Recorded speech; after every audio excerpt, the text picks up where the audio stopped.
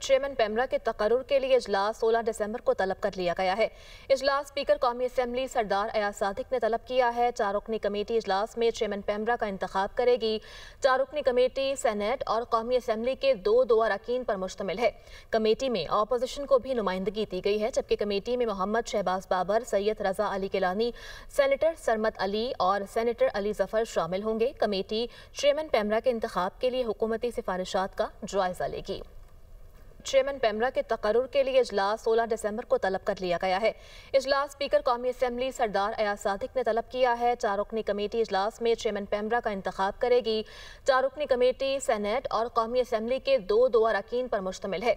Committee में opposition को भी नुमाइंदगी दी गई है, जबकि कमेटी में मोहम्मद शहबाज बाबर, सैयद रजा अली गिलानी, सेनेटर सरमत अली और सेनेटर अली जफर शामिल होंगे। कमेटी चेयरमैन पेमरा के इंतखाब के लिए हुकूमती सिफारिशात का जायजा लेगी।